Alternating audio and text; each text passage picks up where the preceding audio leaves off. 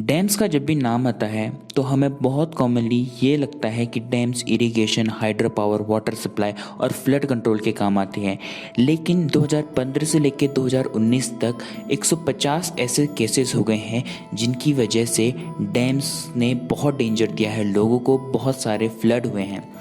Hello guys, my name is Raj Kishore और आज की इस वीडियो में हम वर्ल्ड के वाटर स्टोरेज इंफ्रास्ट्रक्चर के बारे में बात करने वाले हैं, जो कि बेस्ड होगी UN institute for water environment and health की एक रिपोर्ट पे।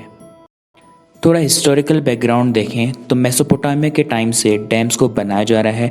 डैम्स का मेन यूज़ उस टाइम पे फ्लड कंट्रोल के लिए था और वाटर स्टोरेज के लिए था।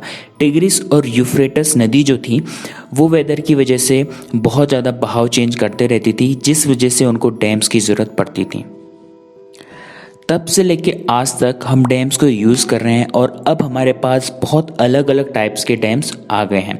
आज हम मेनली बात करेंगे लार्ज डैम्स की। डैम्स बहुत पार्ट्स में डिवाइडेड होते हैं, स्ट्रक्चर के बेसिस पे, साइज़ के बेसिस पे। तो इन सब पे अगर आप वीडियो चाहें तो कमेंट में लिख सकते हैं, मैं इन पर और वीडियो ला दूंगा। लेकिन आज हम मेनली फोकस करेंगे डैम्स के classification bye size. Dams large और स्मॉल में डिवाइडेड होते हैं।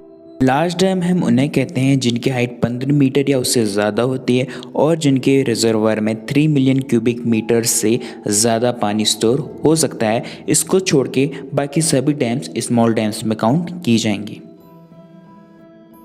Large dam construction mid 20 century में बहुत ज़्यादा बढ़ा।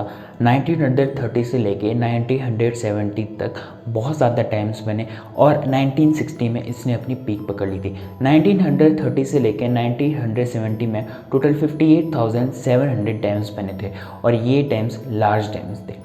दोस्तों, लार्ज डैम्स जब 50 साल की एज क्रॉस कर लेते हैं तो उनकी एज को अलर्ट एज कहा जाता है रिपोर्ट के अकॉर्डिंग। और एजिंग ऑफ डैम हम पता कर सकते हैं जब डैम्स में लगातार फेलियर आना स्टार्ट हो जाए और डैम्स में ज़्यादा सेडिमेंटेशन होना स्टार्ट हो जाए और डैम्स के मेंटेनेंस में हमें बहुत ज़्यादा खर्चा आना स्टार्ट हो जाए, तब डैम्स की एजिंग हमें पता लगती है। रिपोर्ट ने पाया कि यूके और जापान में बहुत सारे ऐसे डैम्स हैं जिन्होंने 100 साल की एज पार कर ली है और इन दोनों कंट्रीज़ में ही बहुत सारे डैम्स हैं जो अपनी अलर्ट एज को क्रॉस कर चुके। रिपोर्ट ने बताया कि 93% ऑफ वर्ल्ड के डैम्स सिर्फ 25 कंट्रीज़ में पाए गए हैं। इंडिया की बोलें तो इंडिया में 1100 ऐसे डैम्स हैं जो 2025 तक अपनी 50 ईयर्स की एज को क्रॉस कर लेंगे।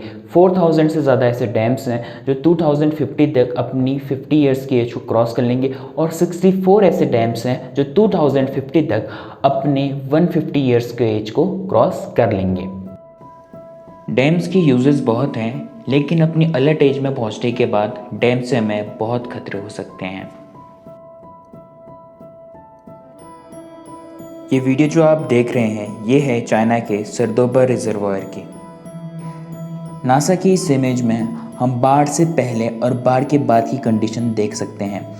बाढ़ के बाद इस पानी 60 किलोमीटर तक की दूरी तय की और आसपास का सारा इलाका पानी से भर दिया। 610 किलोमीटर स्क्वायर के एरिया में इस डैम की बाढ़ की वजह से पानी फैल गया और ये पूरे टेक्सास स्टेट के जितना है। इसके बाद बहुत सारी कैट फिशेस आसपास के एरिया में दिखी और सरकार ने इस रीज़न को बताया कि इसकी वजह से ये डैम टूटा।